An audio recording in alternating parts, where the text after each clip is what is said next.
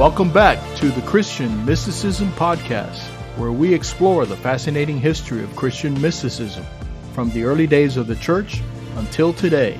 I'm Alberto de la Cruz, and I'm joined by my co-host, Dr. Carlos Ayer, the T. Lawson Riggs Professor of History and Religious Studies at Yale University. Well, we had a great time in the last episode talking about your new book, and one character from there stood out, and that's who we're going to be talking about today, St. Joseph of Cupertino. So why don't you tell us a little bit about St. Joseph? Yeah, St. Joseph was born in 1603, and he died in 1663. So that's his lifespan. He was born just as the scientific revolution was taking off, no pun intended.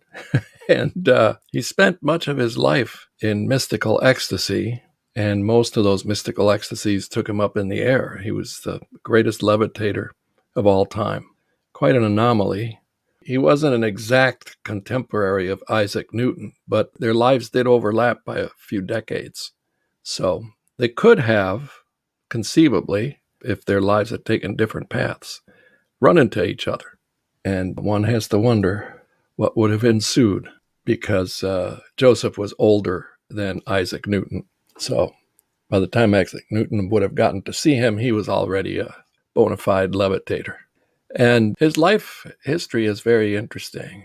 For one thing, unlike most of the other mystics that we have talked about, he wrote very little. He left behind very few poems and a few other written pieces, but not much. And he never sat down to, as Teresa of Avila did, for instance, to explain or attempt to explain to others what was going on during all these ecstasies of his. So in that respect, he's very different. And he counts as a mystic, of course, because of the continual ecstasies that he was showered with. And an unlikely mystic, too. And let's begin at the beginning, his birth. He was orphaned at a very early age. His father died. His mother raised him. And he was not, by any accounts, a bright boy. As a matter of fact, it could be said that he was pretty much the village idiot of Cupertino. And the nickname that his neighbors gave him was Open Mouth, Boca Aperta. Apparently, he walked around with his mouth open very frequently. But from a very early age, he was very devout and would spend a lot of time in church praying. He was very, very interested in joining the Franciscan order. He had an uncle who was a Franciscan. But his first attempt ended in failure. They gave him the simplest tasks that could be found for him at a Franciscan monastery, and he continually flubbed everything he took on. So they let him go. And then he tried again to join and was refused entrance to the Franciscans. Finally, thanks to his uncle, he was admitted to the Franciscans. But they gave him the meanest of tasks. And by mean, I don't mean that they were being mean to him, but they were pretty low tasks, like, cleaning out the stables. And he was very happy with his simple chores, and he got a little more proficient at completing the tasks assigned to him. And then that's when he started to go into these mystical ecstasies that took him up in the air. Before we get into that, we've mentioned St. Joseph of Cupertino I believe in a couple of other episodes, and the whole topic of open mouth, boca aperta, has come up, and, being the village idiot. In that era, when you joined a monastery and became a priest, were there academic requirements in terms of study? I would imagine so. Yes, if you were being trained to be a priest, yes, there were academic requirements. But there were, just men who joined Franciscans and other orders who did not go for the priesthood. And they didn't have to receive much of an education. Many monasteries and convents had men and women in them who, they joined the life of prayer of their community, of course, the communal life of prayer, but they were assigned simple tasks. And that's the way that most monasteries were organized. There was a certain percentage of the males in their monasteries who were priests, But in many cases, it was a minority of them who were ordained. But in the case of Joseph's life, you see, there's a very interesting turn that puts him on the path to priesthood, even though it seemed that it would be closed off to him. He was barely literate when he entered. But what happened was that, he began to levitate sometimes in public during processions. It started attracting attention. But within his own community, he was still, carrying out all of these very simple tasks. And one day, a Franciscan superior came to visit his community, and he noticed how within his community he was being treated poorly by his own brethren. And he also noticed that the Franciscan in charge of the community was very proud of himself. So, to teach the head of this community a lesson in humility, he ordered him to train Joseph for the priesthood. And it was rough going for a while. Joseph tried his best, and he was then up for lower orders to be ordained a deacon. And he was very nervous because he barely knew any passages in all of the Bible. He didn't know the ins and outs of theology. He had only memorized one passage out of the entire Bible, and he was praying really hard.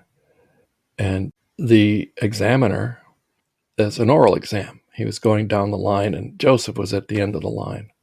And he was running out of time. So by the time he got to Joseph, he didn't have time to ask very many questions. So he only asked him one question. And the question had to do with that one passage that he knew. So he was able to pass the exam. And something very similar happened later when he was being examined to be ordained for the priesthood. Again, the examiner ran out of time and he passed. So for this reason, Joseph is considered the patron saint of exam takers. And the prayer goes something like, St. Joseph of Cupertino, help me with this upcoming exam. Please let it be that I am examined only on those things that I know. And that the examiner runs out of time. Yes. Yeah. So he ended up being ordained a priest, even though his knowledge of, formal theology was pretty sketchy. And even though he was still kind of a bumbler, right? But everybody around him was amazed by his levitations. And as what happened back then in the early 17th century, there was always a fear that if somebody levitated or, exhibited some of these physical phenomena of mysticism that we've discussed before, that it could be due to demonic influence. So he was denounced to the Inquisition, and he had to go to the Inquisition in Naples, the big city. Actually, at that time, Naples was the biggest city in Europe, with more inhabitants than any other city in Western Europe. Bigger than Rome, for sure. So he goes to Naples, and he's investigated by the Inquisition, and they clear him. He also levitates there, in front of lots of people in Naples, and is taken to see the Pope, Urban VIII. And as soon as he sees the Pope, he goes up in the air, goes above the Pope's head. And the Pope supposedly said, if this man dies before I do, I will testify at his canonization inquest that he rose above my head. But a decision was made not to send him back to Cupertino, which he would have loved, because he was very happy being near his hometown and being near his mother. But they sent him instead to Assisi, to one of the biggest, largest, most important Franciscan communities in the world at that time. And he spent a good number of years there, levitating constantly and attracting a lot of attention. And the Franciscans there received all sorts of requests from very important people. They wanted to come and see Joseph. So he was becoming not only a great attraction, but also a great distraction to the Franciscan community. He was beginning to eclipse St. Francis himself in significance. And no surprise, they moved him again. And, to cut to the end of the story quickly, because there are a lot of details that we can cover later as we take up other issues. He was moved again to a location that was more remote, but he attracted great crowds, and he was moved yet again. And then the same thing happened. And a third and final time, he was removed to a Franciscan community in northern Italy, in Osimo, which was about the remotest one they could find for him. And to make matters even more severe for him, I mean, you keep moving this man around, and usually he was given no warning that he was about to be moved. Someone would just show up and say, okay, time to go. But Joseph was very obedient, and he followed. And the last 10 years of his life in Osimo, he was basically shut up in his cell, his rooms. So he had a suite of 2 rooms. One room was turned into a chapel with an altar where he said Mass by himself. And the other was the room in which he slept and did everything else. He was allowed out only once a week on Sunday to attend Mass with his brethren.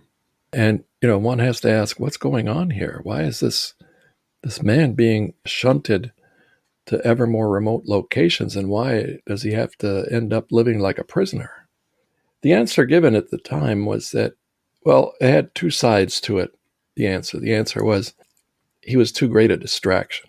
The flip side of that is so many people wanted to see him that his superiors didn't want him to have to spend so much of his time dealing with visitors. The opinion on this is that, yes, they might have had his best interests in mind, but he was just too much. He was just too much. You couldn't have, hundreds of people streaming through a Franciscan monastery consistently, watching this man go up in the air. And the community had other things to do, and he had other things to do. Joseph did. Ultimately, he was given time to be as constantly ecstatic as possible. I wonder if the fact that he was, for lack of a better term, apparently intellectually challenged and probably was not very articulate.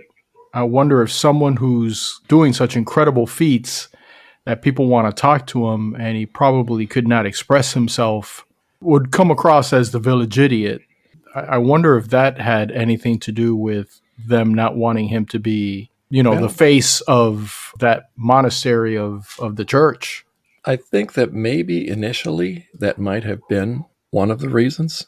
But again, before I go any further, keep in mind, all we know is what was written about him, people who knew him and people who encountered him. But what we have from those records, he developed a facility to delve into extremely complicated theological subjects, most of which were about his ecstasies and about what it's like to, encounter God.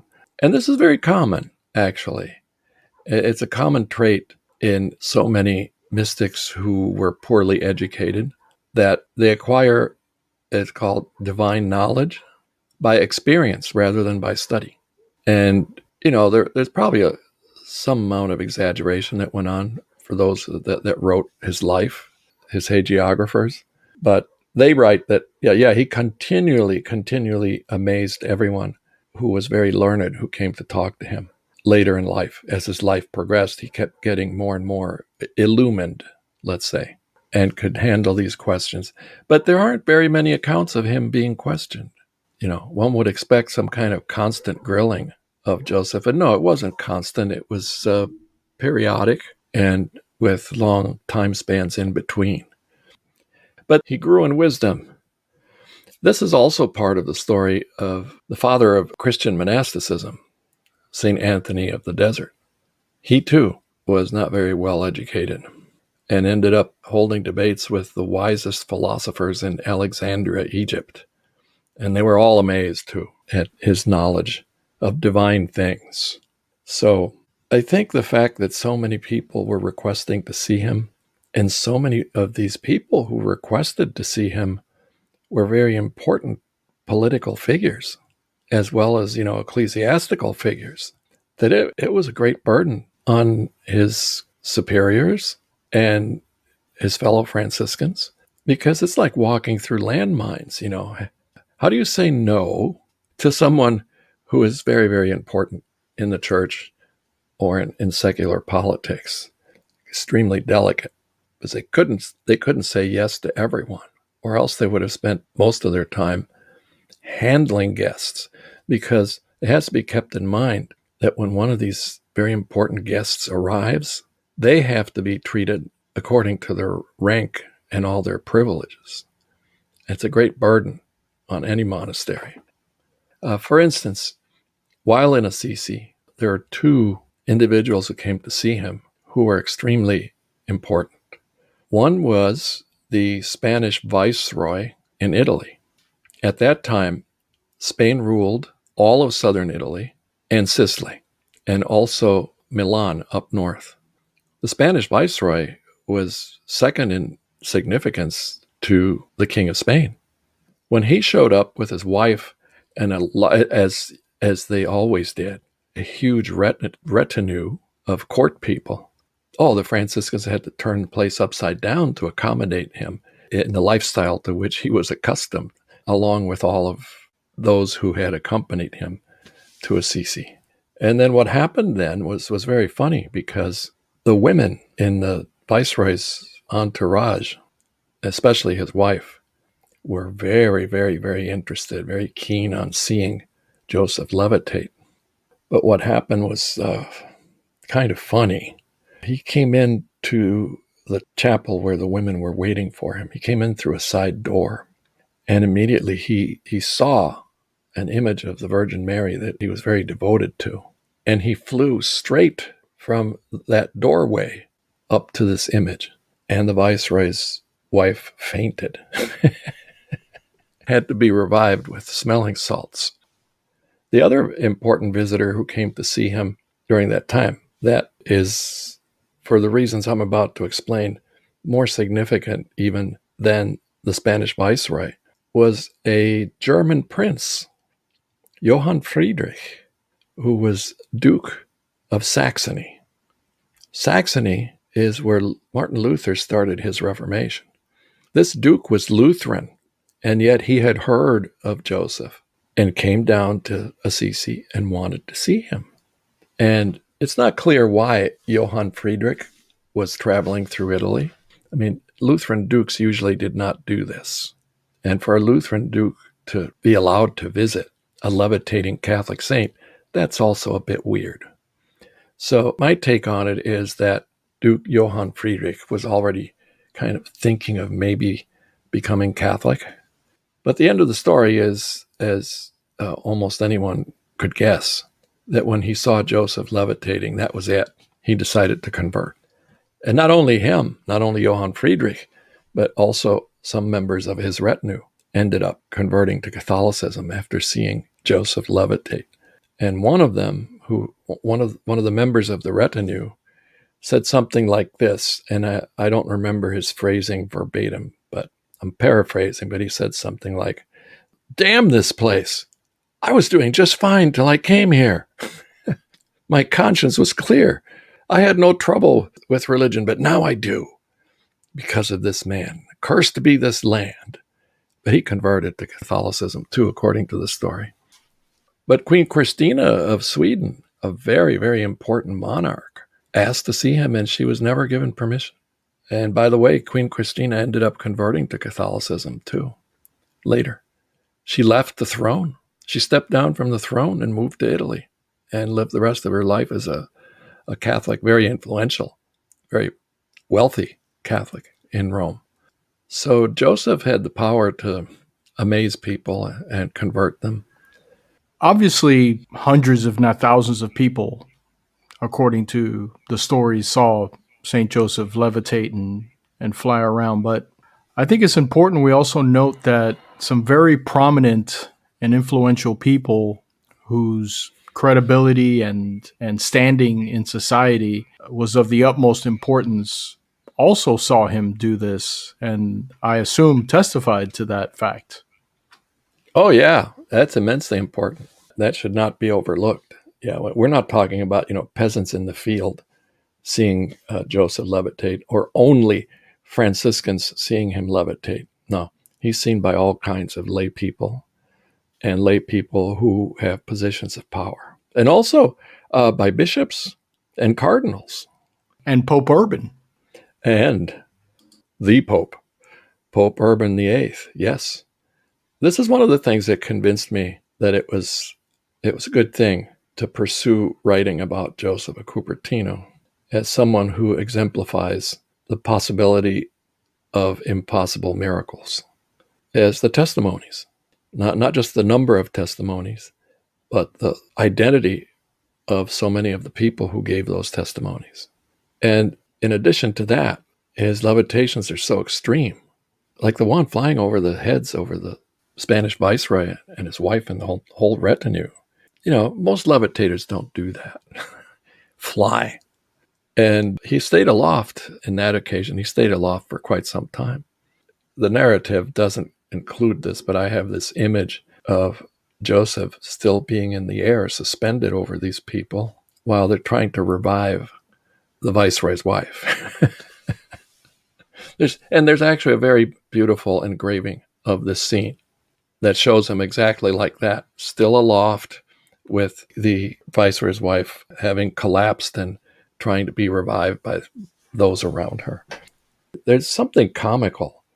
There's a comical dimension to some of his levitations. And the comical dimension, I think, doesn't detract from the veracity or ostensible veracity of the stories. I think it kind of adds to them, because some of these feats that he performs in the air are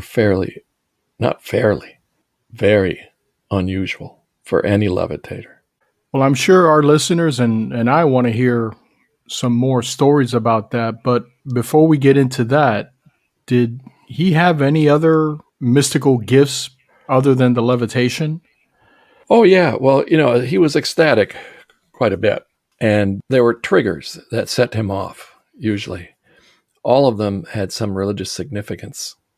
If he saw an image, especially of the Virgin Mary, he could just take off immediately. And hearing prayers, hearing other people pray, hearing sacred music could make him go up. And seeing certain things in nature could make him go up. Just the beauty of nature could make him go up. And he had a special liking, spiritual liking, for lambs. Lambs could set him off because of the figure of Christ as the Lamb of God.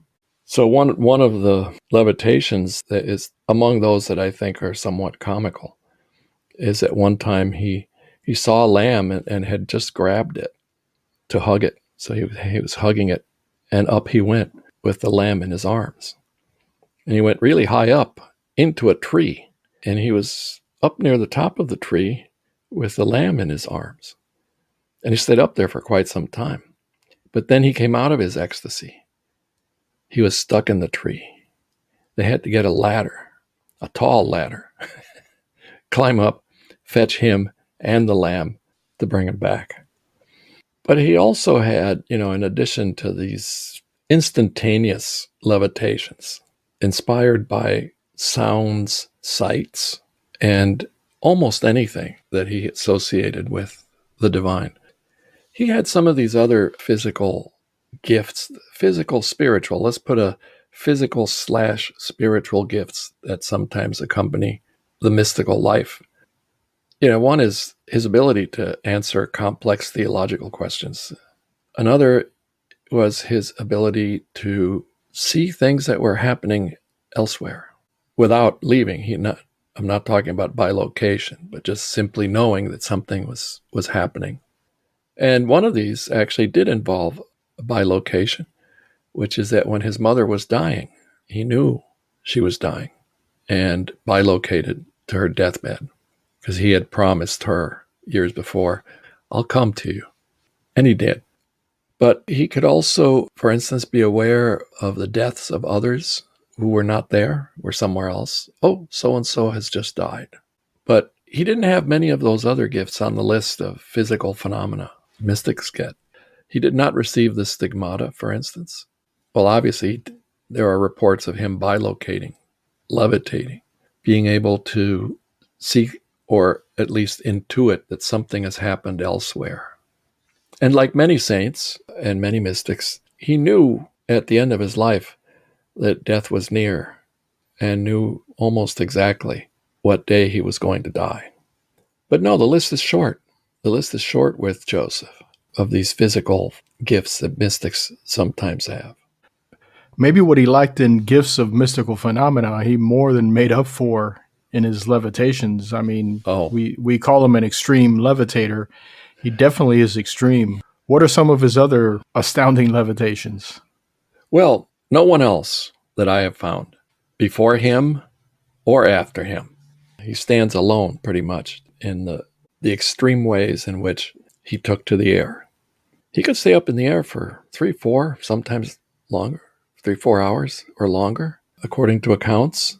He frequently levitated while saying Mass and would be ecstatic and suspended in the air for various lengths of time.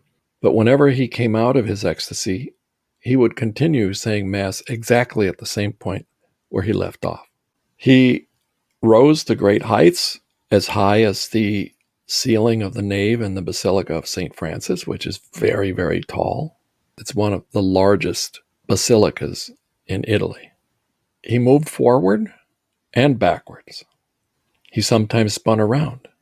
And the strangest thing of all, which has also been described of other mystics, but it happened very frequently with Joseph, was the fact that when he went into ecstasy, and he was in basically what is called in medical terms a cataleptic state.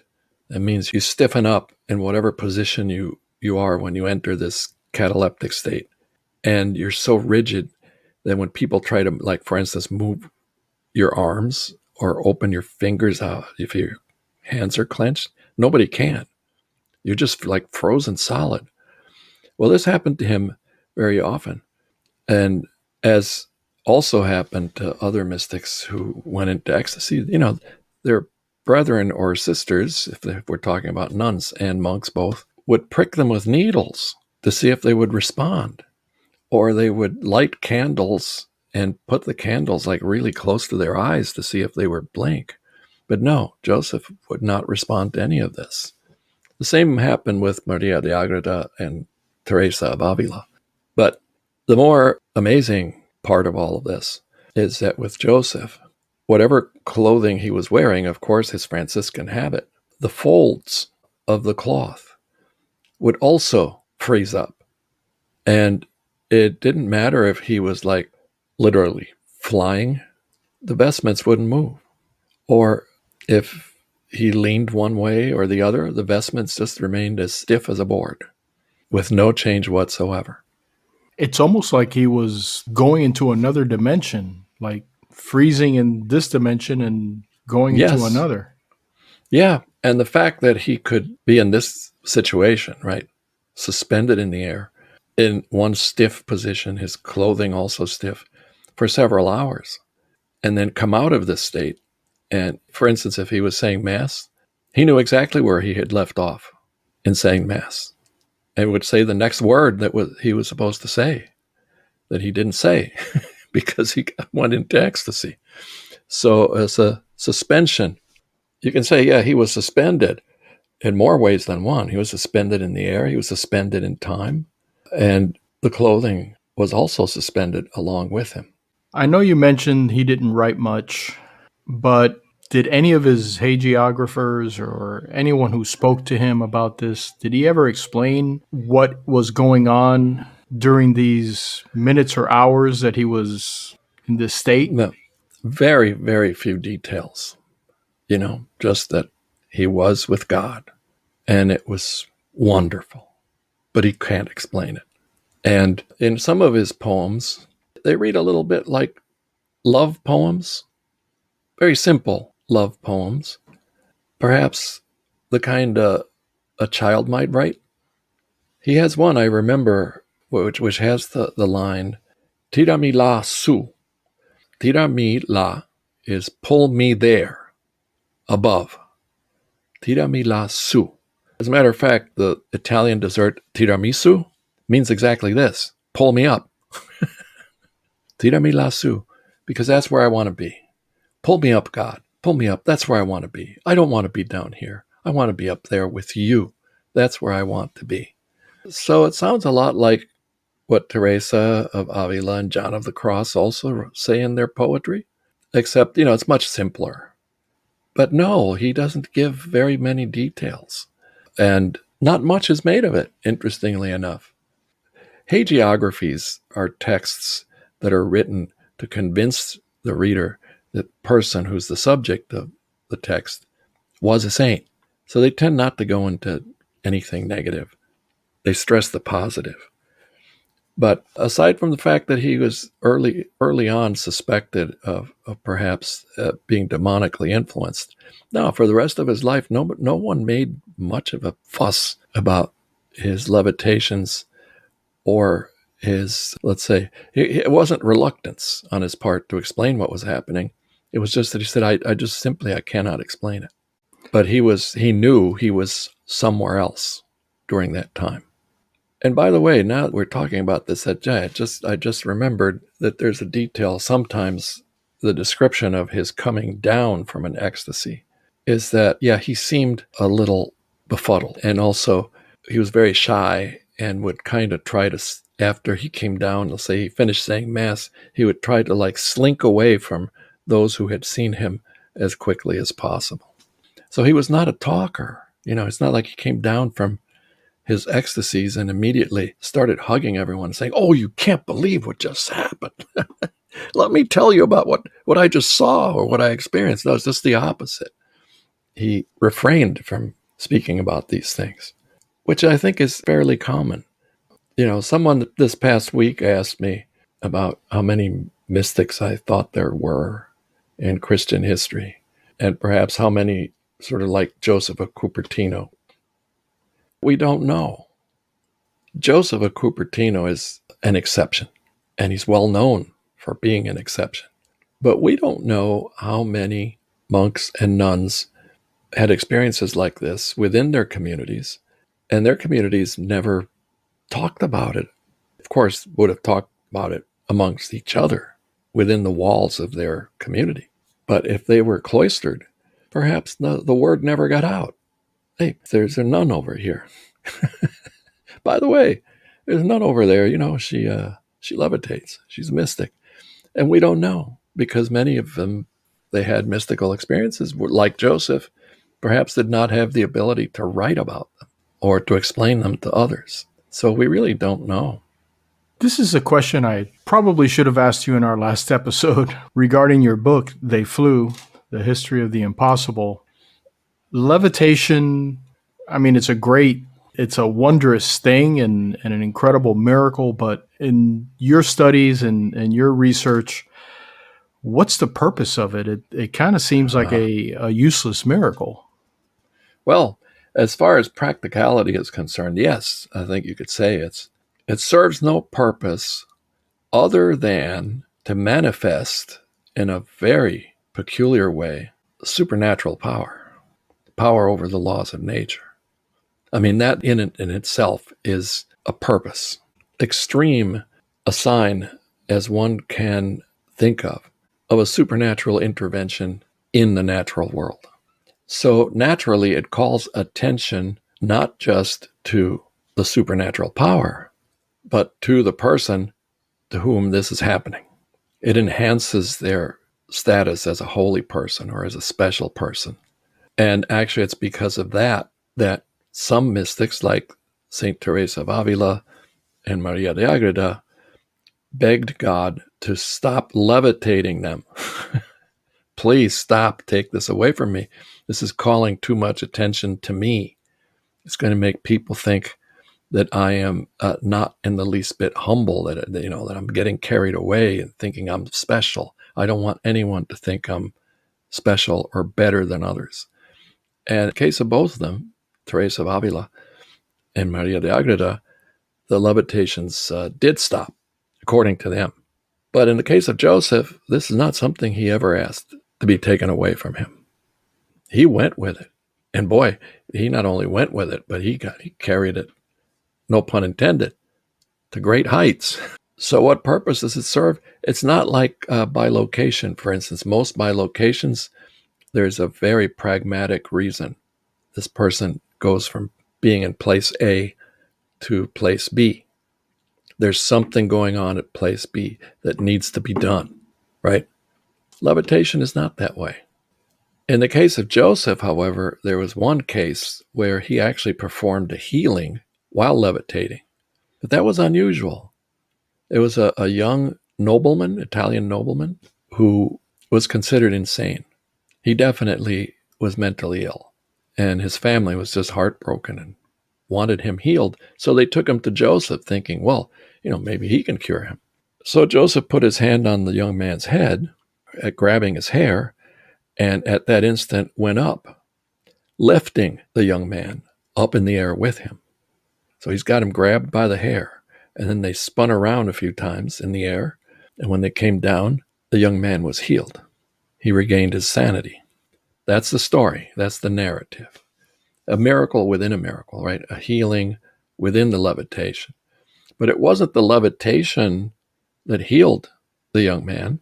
It was Joseph's intercession, or as anyone around him and he himself would say, he had not performed this miracle. This miracle was performed by God. Just happened to be through him, right? But God is the author of the miracle, not Joseph.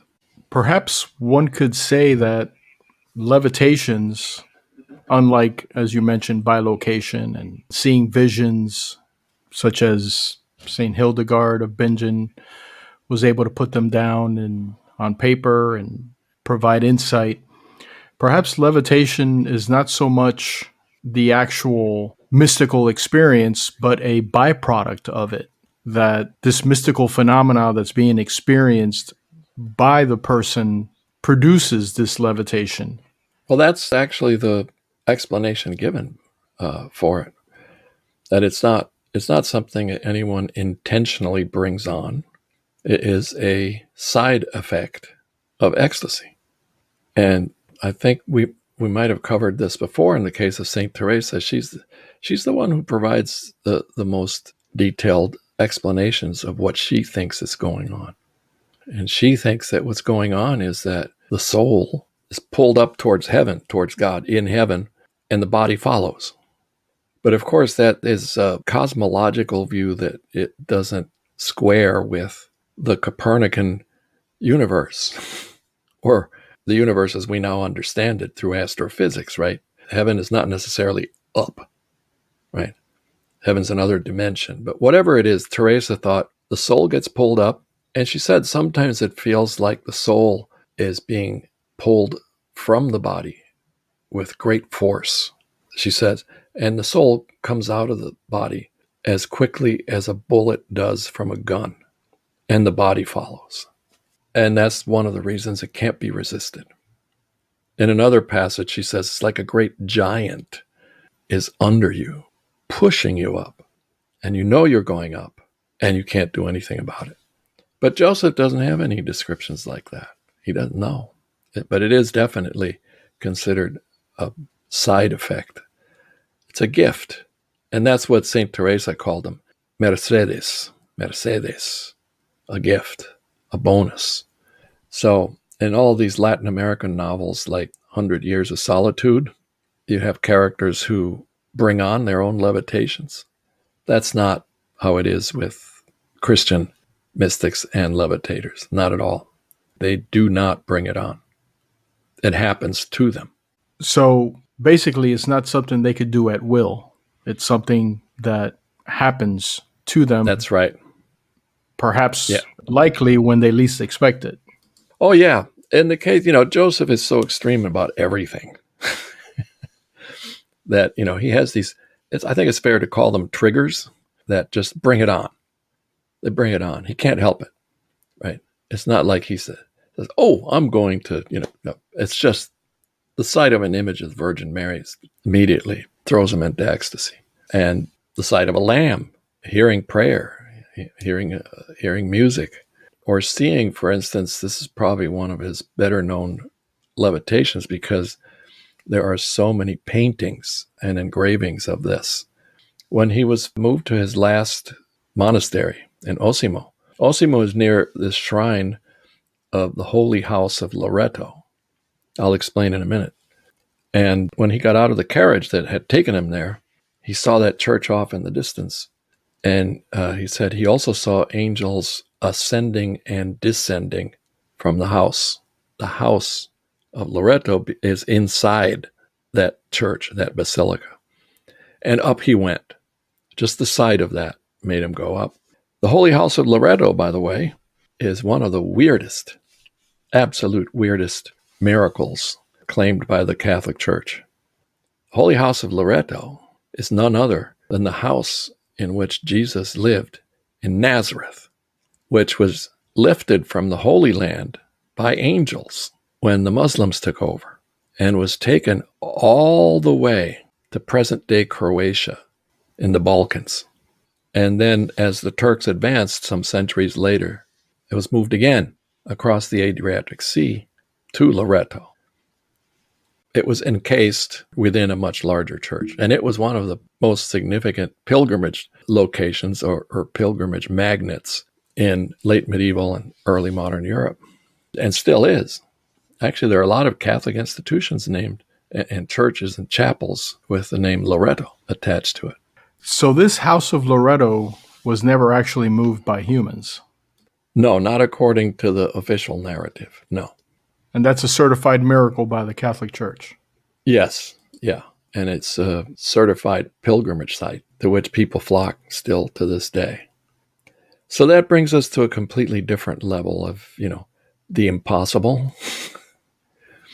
And yeah, that sounds like a whole episode. Yes. Yeah, although, it's not really about mysticism because, it's a house. It's a building. I know. It's a structure. But that's why I said it was one of the weirdest. It might actually be the weirdest such relic, let's put it that way. And you have it within a much later building that was constructed around it. Before we get to the end of this episode, with all of the testimony from so many people, from so many prominent people and witnesses, how does science grapple with someone like St. Joseph of Cupertino? Yeah, well, as of late, let's say the last 3 decades or so especially, the discoveries that are being made at the largest cosmological level and the smallest, in astrophysics and in subatomic particles, point to the probability of the existence of other dimensions. And there are many scientists, some of them very reputable, who have begun to stress the possibility that we actually don't live in the universe, but that there are multiple universes, multiple dimensions, and that these multiple dimensions probably infinite in themselves. So if you think of the universe as vast as it is, the universe we can see with our eyes and with telescopes, and I don't know if you've seen it or if our listeners have seen the image from the James Webb telescope that shows all the galaxies that are billions of light years away, and they look like they're right next to each other. They're so distant, and this is infinite, and we don't know what's beyond them. Well, think an even vaster infinity of dimensions, which some scientists are taking very seriously. And there's a book I can recommend to our listeners. The author is Christopher White, and the title is Other Worlds. And it details how it is that science is coming to the gradual realization of this existence of multiple dimensions, and how science actually, these discoveries in science actually have a religious edge to them and are affecting religion and are sometimes affecting the way that some thinkers are writing about religion. So, for instance, what's going on with Joseph of Cupertino and his vestments not moving, and his ability to instantly, upon getting out of his ecstasy, to remember where he was and saying the Mass and utter the word that was next to come, seems to point to a suspension. Literally, again, that word, suspension. Suspension, yeah, it's suspended for sure, but it's also a suspension of space and time. and a suspension of the laws of gravity. So, just a couple of months ago, a scientist in Wales, in the United Kingdom, emailed me. He had gotten a hold of an advanced text of my book, and he was very excited when he discovered this little detail about Joseph, that, his vestments didn't move and that he could pick up right where he left off. He was excited because he said he has a theory about levitation, and he thinks levitation is possible, that it is something that does happen. But his theory is that it is a suspension of space-time. In other words, whoever is levitating is outside of space-time. And while they're levitating in ecstasy, even if it's for hours, to them, no time has elapsed. And they are outside of normal, what we consider normal physical space, which is why the vestments don't move. I found this fascinating. And I don't know how many of our listeners are aware of this, but just a couple of years ago, two teams of astrophysicists, one in Cambridge, the UK, University of Cambridge, and another at Caltech in Pasadena, California, were seriously investigating, trying to find out if we live in a simulation or not. Are we a simulation? Sort of like if anyone has seen the film The Matrix. There are two films, actually, right, that come to mind when dealing with this question of the suspension of space-time or simulations. One is The Matrix, in which the main character discovers that the world he thinks is real is not the real world, that there's another world that's the real world, and that his life has all been a simulation. And the other film is Interstellar, which is about space travel. And it involves actually taking very seriously one of Einstein's theories about space-time and the relativity of time. So in this movie Interstellar, main character goes to some distant planet, and while he's gone, he doesn't feel the passage of time, and it doesn't affect his body. But back on Earth, decades pass because time is relative, according to Einstein. Theory of relativity.